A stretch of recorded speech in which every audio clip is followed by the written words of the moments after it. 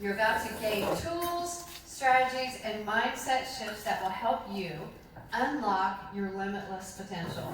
Imagine stepping into your future fully equipped to turn your dreams into reality, no longer held back by self-doubt or fear of the unknown. Tonight, you'll discover the exact process that will empower you to overcome obstacles and build the life and business you deserve. Finally, I'm so happy to hear that. Our keynote speaker, Iesha Grove, knows firsthand what it's like to feel stuck and limited by old beliefs. She used the MASH method to overcome personal challenge, break free from self-limiting beliefs, and create the life and business of her dreams with clarity and confidence. Now she's here to empower you to take bold action on your dreams. So you don't let them let you pass you by or waste years trying to figure it out on your own. This is your chance to unlock the possibilities that are already within your reach. Are you ready for the process? Yeah. All right. Let's give Iesha Grove a warm welcome. Come on.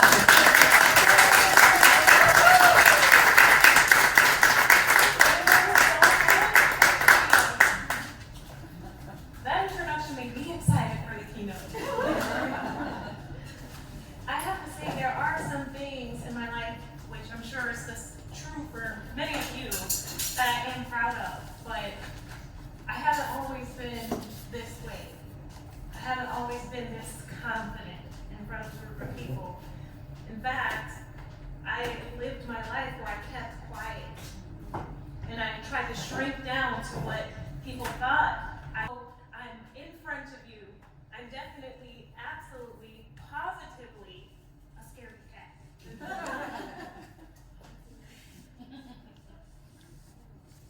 When I was growing up, I went through a lot of childhood traumas, and I lived in fear. I heard people say, "She's a troublemaker." Because I was going through things that I didn't really understand, and I acted out.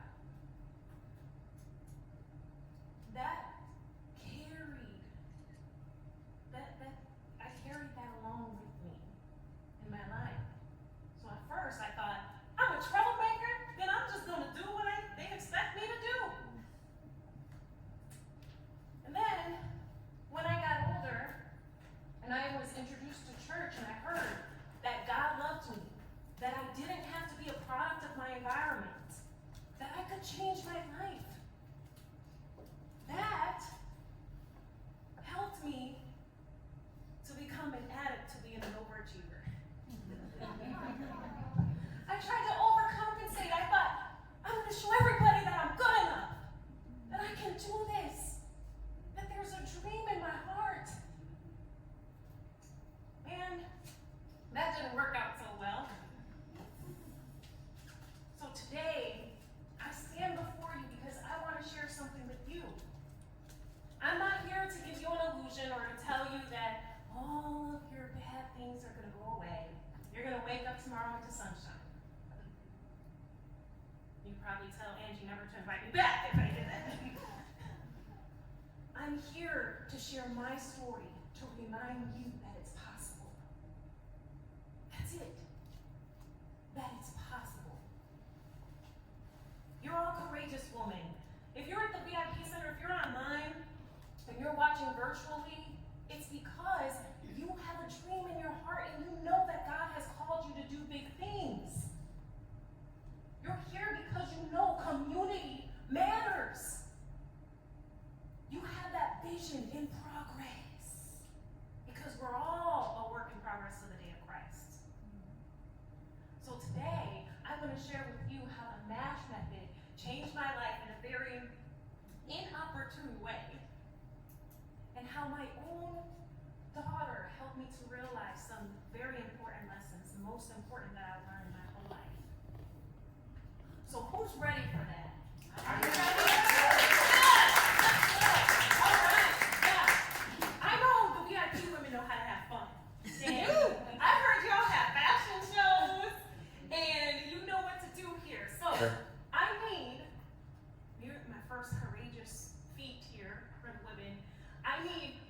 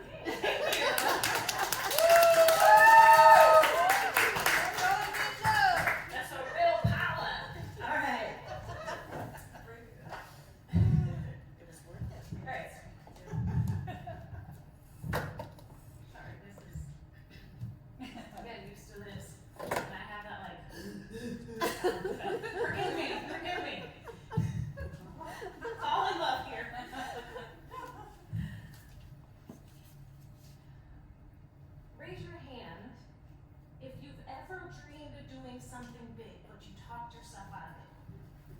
Raise your hand. Okay, I see Zoom, I see faces. Hopefully you're raising your hand out there. All right? Yep. Somebody was saying that was fun. Okay, I see comments. Thank you all so much for engaging online. We're so glad you're here. Now, think about that dream and what it was, and what stopped you from accomplishing that dream. So, my friend is going to time us, Shelby is going to time us for 1 minute and 30 seconds. You're going to talk amongst your table and talk about something that you really dreamed of doing, but you didn't get the chance to do it, and why that was.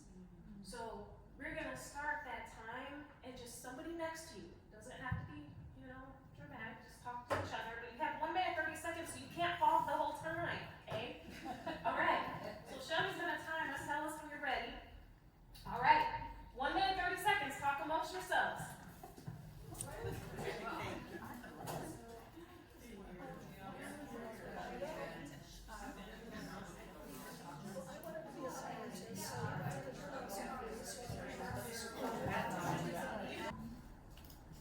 I had to learn that. And that is how one day I came across the MASH method. That little girl is my daughter. She's 13 now, but she's 1 in that photo. And she knew her mama came from Chicago. Look at that pant leg up on the side. Let me take you back. I was sitting on the floor in my room about 3 years ago. And I was so just broken. I was feeling sorry for myself. At that point, I had gone through a divorce, and I was going from one failed relationship to another. And I thought, what in the world is happening to my life? And I sat there thinking, why, God? You ever said, why, God? Yeah. Why me? I tried to do everything right. What is happening? I sat there on that floor in tears, and I was just like, what? And at the time, I was dating somebody long distance for about 2 years, and things were starting to get serious, and he ghosted me. Can you believe that? I am amazing. He ghosted me! And I was searching for closure. And you're just like, just tell me what I did. You know what I'm saying? Then I can move on and be free. No. God had to show me, Iesha, sometimes you gotta close that door yourself. If you want to close, you gotta close that door. And I sat there and I looked through photos because I'm just like, what do I do? And I came across this photo of my daughter. And she reminded me, never give up. Mom, your dream is still possible. Here's what happened in that picture. It was a spring day. I was in the kitchen doing mommy things, and my daughter, who was 1, was nearby at the time. And it got so quiet, you could hear a pin drop. You know that feeling. The moms, or if you watch kids, you know that you're like, it's too quiet. I turn around, and she's underneath the cabinet pulling things out. And I thought, of course, you don't think, how cute. You think of the bad things that's going to happen. I said, she's going to grab the bleach, she's going to drink it, I'm going to have to drive her to the emergency room, they're going to pump her stomach, and it's like, and what felt like slow motion, you know the feeling. You're like, I got to get to them before they get to the thing. So I grab her, I put her to the side, I say, no! In my stern mommy voice. You know the voice. And I put everything back and I shut it. I thought, take care of that? Yeah. She kept going underneath the cabinet. And I thought, I'm going to get a child lock. That's what it is. A child lock it says guaranteed. That's a lie.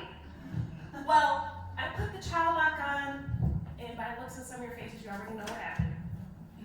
I'm in the kitchen not long after that, doing my mommy things, and all of a sudden, by the time I turned around, she had ripped the child lock off the cabinet, and she was sitting in the bottom with that potato masher in hand and that mischievous smile on her face. So I did what any logical parent would do, and I took a photo because she was not in harm's way. And I remember the persistence of my little girl. She was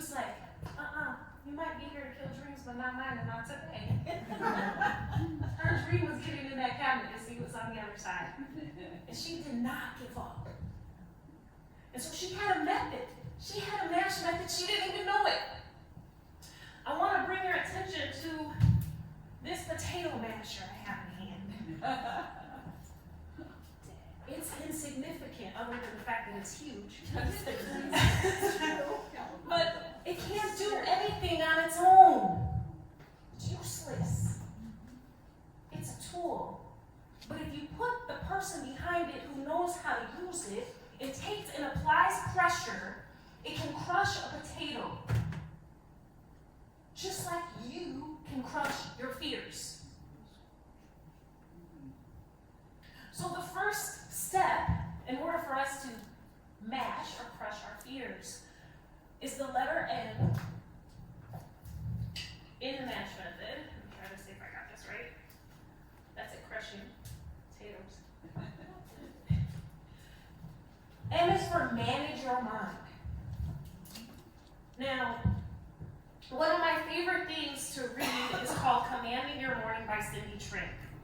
And I read it along with my Bible because it helps me get my mind in the right frame of mind before I start my day. And her quote says, "If you do not take control of your inner thoughts, you will become a slave to your outer circumstances." That thought of me trying to get closure over a relationship that was just done. That thought of me trying to control the things in my life and to try to be something for everybody was not meant for me. So how do we manage our mind?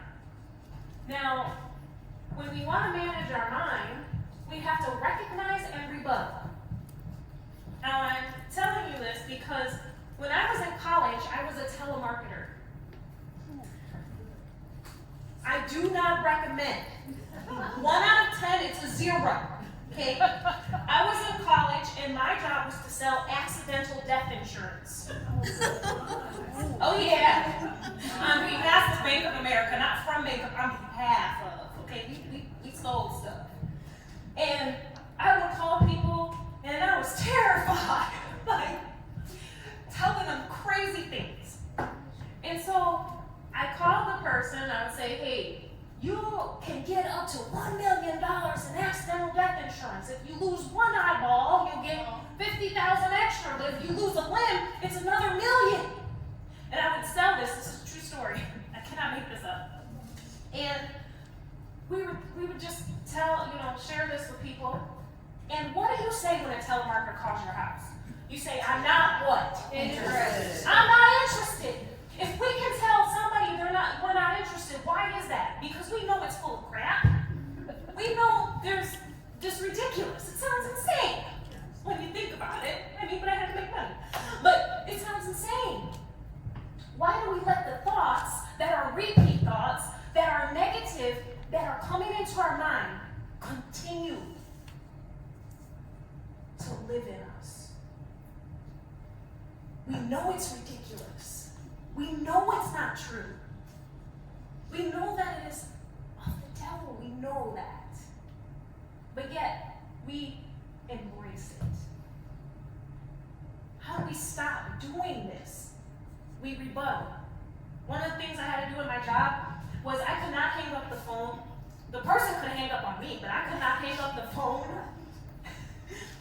unless I rebutted them 3 times. So if you get a telemarketer, have mercy on them. Okay, when they call you, have mercy. That's their job. They're just trying to live. But I had to rebuttal them 3 times before hanging up the phone. They would say, I already have accidental death insurance. And I would say, keep in mind, this is supplemental to the plan that you have. And they would say, I'm not interested. Well, keep in mind, if you sign up today, we'll throw in an extra $50,000. Until they would hang up the phone. So when that thought comes through, instead of embracing it, it's rebuttal. The thought that, what can you possibly share with others? Who do you think you are? The rebuttal is, For God hath not given us a spirit of fear, but of power and of love and of a sound mind. We have to stop those thoughts dead in their tracks, and we have to rebuttal them. We have to give a fight. Otherwise, those thoughts will take over you and they will consume you. So the first thing in order to get my life in order is I had to control my mind. And no one else could do that for me. So the next thing in the management, because you can't just control your mind. You can have high-level thoughts all day. The Bible says you have to be a hearer and doer of the word. So if we're a hearer and we're a doer, we have to take A is for aligned action.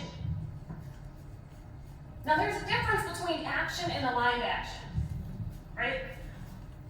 How often have you heard the phrase, how often have you heard someone say, how are things? Oh, busy but good. We have this badge we wear. We're like, oh, I'm so busy. I can't go to that because I'm busy, right? We're so busy that we're doing every single thing except the one thing that we're supposed to do to move our dream forward.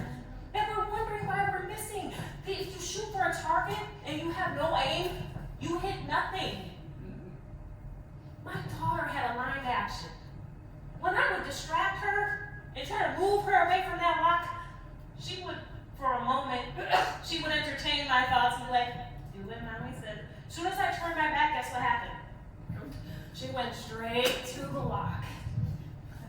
You ever buy a kid a gift and they want to play with the box and you're like, and you try to move it, you're like, Christmas present, I spent $100 on this. And they're like, forget it. That is what it is like.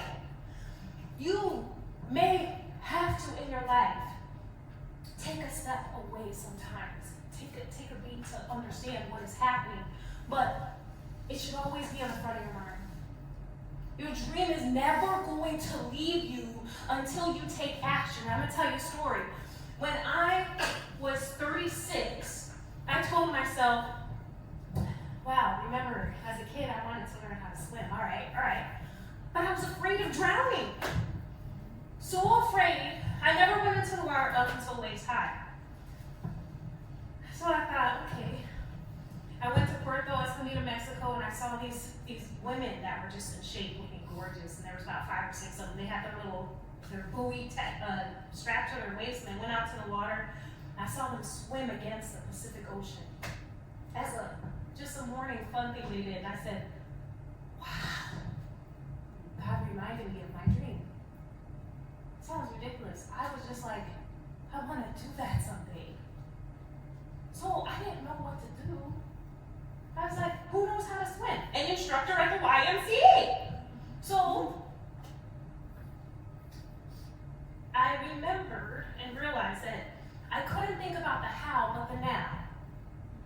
What could I do right now? Because obviously I can't swim. I never learned how to swim being in the inner city Chicago unless you have the means. You're just a city kid, you do what's there, right?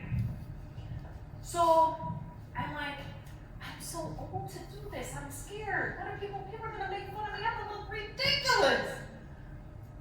And I said, okay. I signed up for swim lessons. All right. First thing, don't. Hard part out of the way. I said, I signed up for the private ones. This is going to be great. I get to at least go private so nobody will see all the embarrassing things. I get to the YMCA. I'm pumped. I'm ready to go. She tells me, meet me out back. Outside. Excuse me? I'm going to an indoor pool. I got private lessons. I come outside, and it's summer, so there's summer camp kids out there. Kids are mean, okay? They are mean. I go out there, my pride is just, I'm like, no. And of course, there's kids doing lessons on the other side, and I'm over there, and I'm riding a pool noodle, like, falling, and the lady's half holding me up.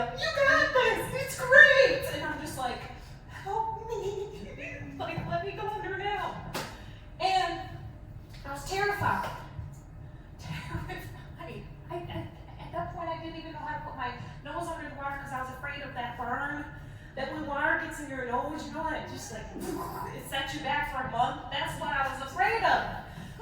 So, get in the water, and I was like, what in the world? Eventually, I was just like looking crazy, but you know, I could survive in the water. So I was like, great. One day, I go to lessons. She tells me, now that you know how to float, this is what I want you to do. You're gonna go backwards since you're afraid of the water getting in your face. And I'm like, okay. And she's like, you're gonna go backwards. Here's what I want you to do. You're gonna go do a T like this and then an I like this. Here you go. And through your nose, out your mouth. Just like that. I don't want you to stop. I want you to keep going. As you're doing that, your legs are tight to your hips and you're gonna point out like a frog. A little diamond, right? So I'm gonna, I'm like, okay. She's like, don't stop though. I said, what do you mean don't stop? Don't stop. I'll find you, I'll signal you. I said, no. Because she's like, I want you to go from the shallow end to the deep end. Oh, we're not, no, deep end what? Excuse me? No, you're gonna go to deep end. I said, what do I do? She said, you're only supposed to go. I'm like, all right. Well, you know, my mama didn't raise no punk, so I'm like, let's go. Like, all right.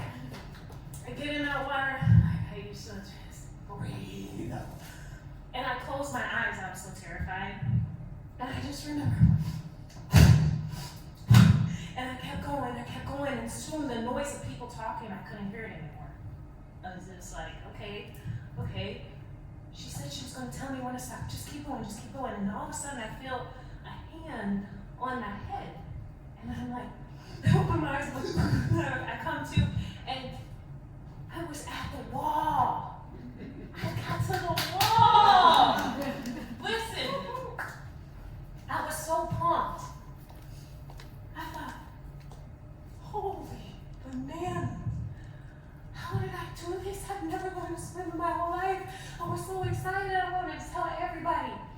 I say that to tell you this. It's aligned action. It's the little, what Angie said, incremental things that you do that have the compound effect that will take you to your dream. And if you have faith enough as a mustard seed, as that child to say, listen, I'm going to take what I have. I'm going to do what I can with what I have. God's going to take you the rest of the way. And just like I was in that water thinking, oh my gosh, save me though. She said, I'm watching you the whole time. I'm not going to let you drown. God is watching you the whole time, and He is not going to ever let you drown. Feel this when you're going for your dreams. People are going to say things to you. Well-meaning people are going to tell you that maybe you shouldn't do that. Iesha, you're 36, you want to do swim lessons? You're going to be tested at every single turn of your life. I want you to remember, it's possible. Everybody say that. It's possible. It's possible. It's possible. Your dream is in you for a reason. The next thing, you can't just have your mind right. You can't just take aligned action. You can't stop there, because there's another part to this. You got to stay focused. Just like my daughter kept going for that lock, she stayed focused. I was on something else, and I thought the lock took care of it. Nope. You will be reminded of your dream again and again and again and again and again until you face it. So, what's next? We got to speak life. Speak life to our dreams. There are so many things that we just accept, and they're not of God. When you think of a little kid, like my daughter going to that cabinet, she didn't take the time to talk herself out of it. As adults, we talk ourselves out of stuff all the time. We're like, I'm gonna sign up for that VIP center. Maybe I'm not. Oh no. And it's always when you take that step and you listen to the voice God put inside you, you will be rewarded. The Bible says that death and life are in the power of the tongue. And people forget the latter half of this verse says, and they that love it shall eat the fruit thereof. You will eat the fruit of your words. What you say will multiply in your life. You say things, you walk around, you're like, man, you know, I just want to be able to pay my bills. And you say it as like in this way that it's like you're testing God. And the thing that you keep talking about that you don't want, guess what happens? It multiplies in your life. So if you don't want it, don't say it. You start speaking the things that you do want, and God will bless. Instead of, I can't do this, you say, I am capable. I am complete in Him. You think, I don't know if I can do this. I can do all things through Christ which strengthens me. Speak life. And sometimes your belief system is broken. Have you ever been there? Sometimes you don't have the words of life to speak to yourself. So what do you do in that case? What I did when I was so broken, I didn't know if I could just get out of bed in the morning. I had to borrow the faith from people who have been where I've been and are on the other side of that faith. I had to every day play a faith-based message just to give myself the courage to get out the door and put clothes on and even brush my hair. Those messages from Les Brown and Terry Savelle, if you don't know who they are, just push play. Just go to YouTube and push play every morning when you're getting ready. Let their words give you the life to go forward. Borrow their words. Instead of scrolling through the Facebook and the Instagram and realizing, oh man, I'm on the toilet and an hour passed by, my butt is numb.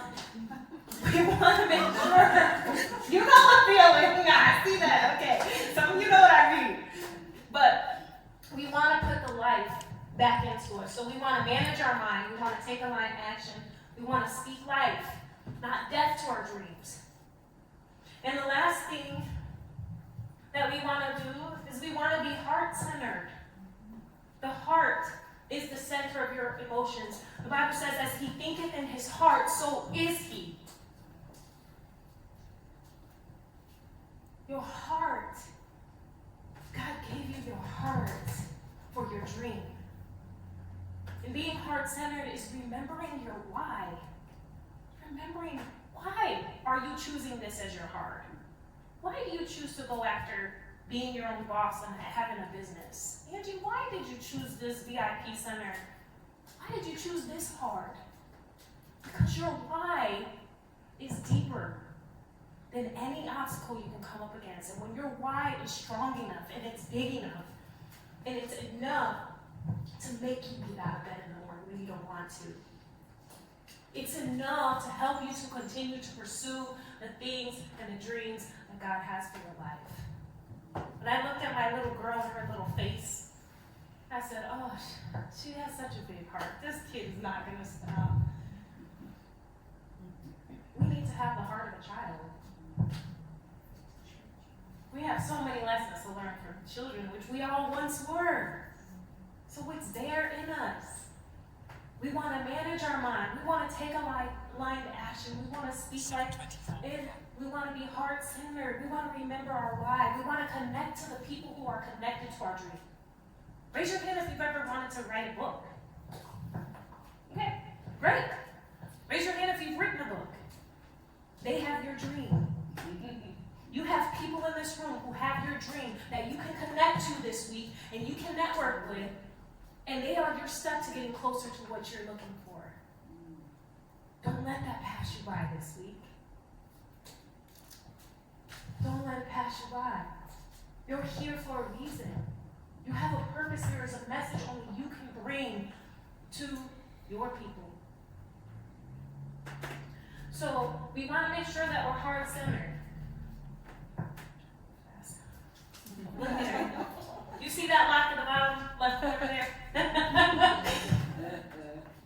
And she tore her pants off, which was a regular occasion in our house. Once she figured out how to get past that lock, she kept going over and over and over again. Once you break through the lock, you will have breakthrough after breakthrough after breakthrough after breakthrough, and you have the combination. You can never get locked out. And eventually, the people who doubted you will have to change the environment around you. I had to say, maybe the cleaning supplies don't need to go underneath the sink. She's not stopping. They're going to know that you're not stopping, that you're serious about your dream. You might have a spouse that doesn't believe in your dream. You might have family members that don't believe in your dream. God didn't give them the dream, he gave it to you. Just like he gave Joseph the dream, nobody else understood why or where it came from. He gave it to him. God gave it to you. Your dream is worth going after. When I saw her face in those photos that day, I realized I have so much to learn. God forgive me. Because this whole time I thought it was about me. It's not. Your life isn't about you. It's about the people you're meant to help heal and to serve so that they can get to the kingdom of God.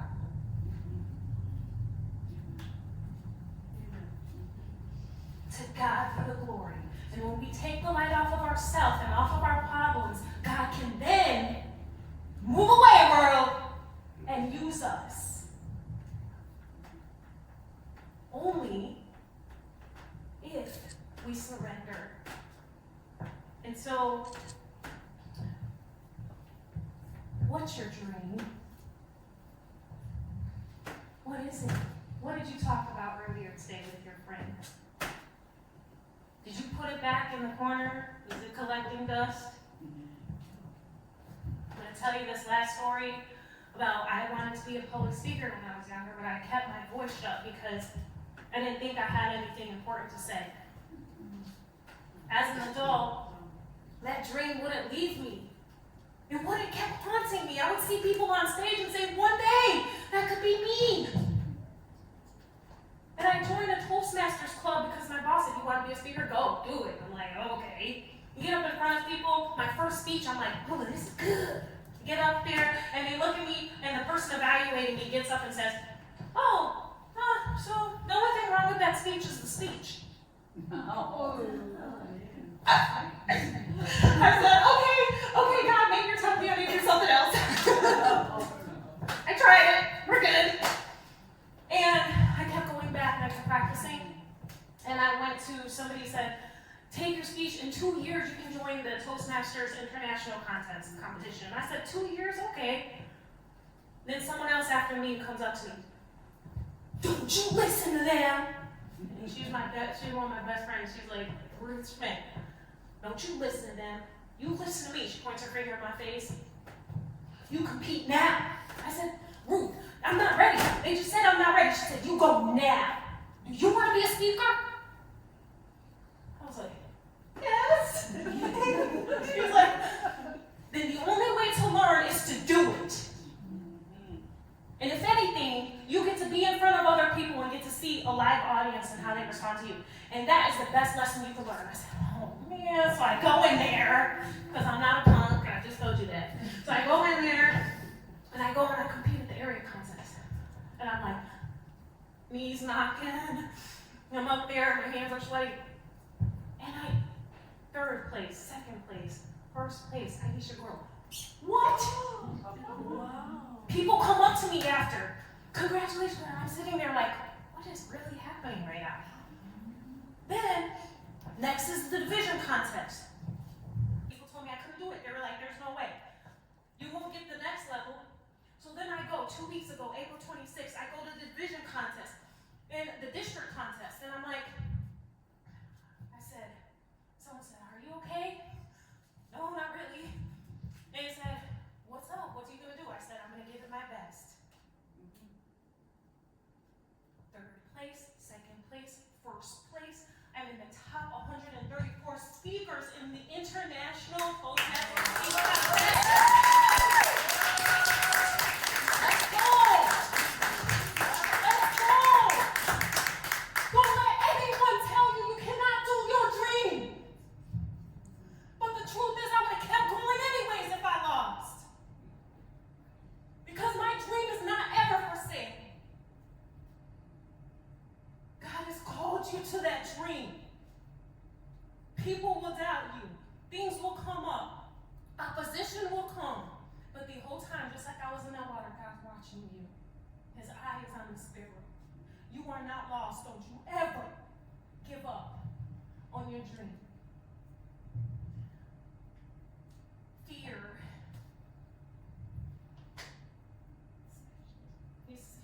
crushing it.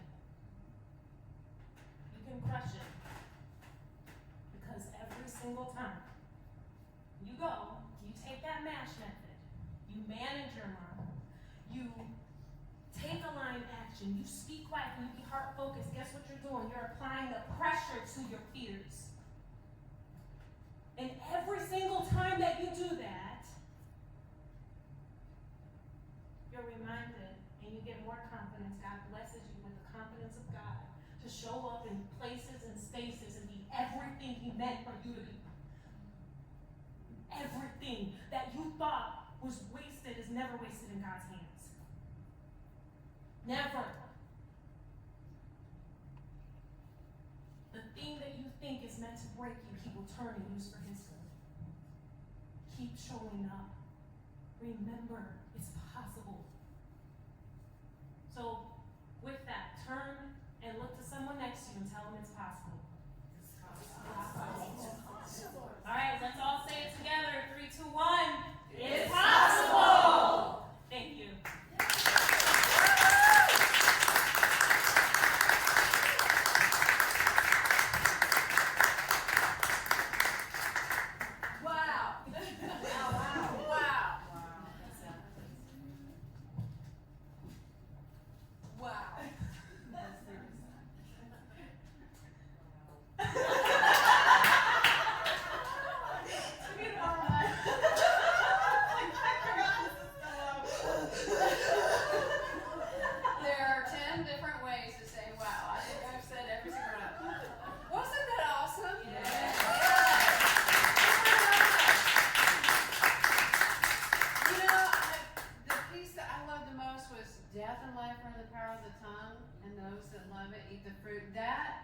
It's because of that scripture and the truth in that scripture that the VIP Center exists. And that scripture is also the reason why there are women in this community who are succeeding right now. So there's something to be said about that. So thank you. I just love that. Thank you so much. So I want to give you just a couple of minutes, ladies. Well, I say a couple minutes. Let's take just a few minutes and talk with the ladies at your table. What resonated with you? As Iesha was speaking, what just reached out and grabbed your heart and you thought, ooh, I need to do something with that? Take about 5 minutes, 5 or 6 minutes to talk with the ladies at your table to share.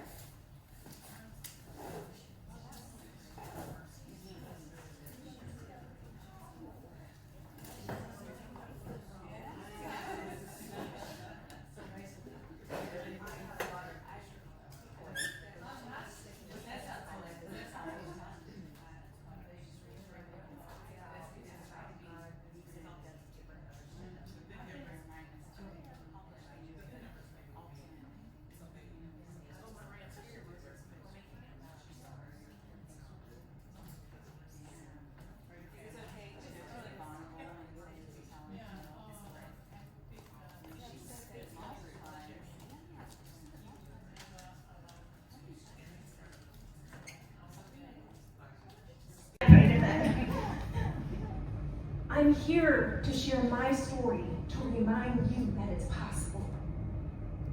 That's it. That it's possible. You're all courageous women. If you're at the VIP Center, if you're online, and you're watching virtually, it's because you have a dream in your heart and you know that God has called you to do big things. You're here because you know community matters. Come on now. We're gonna stand in a line. Let's stand in a line here. So, 1, 2, 3, 4. Okay, perfect. So, what's gonna happen here is we're talking about the MASH method today. When you think of MASH, what do you think of? Potatoes. Oh yeah. Yes. So you can start snapping. Come on, let's give them a little encouragement.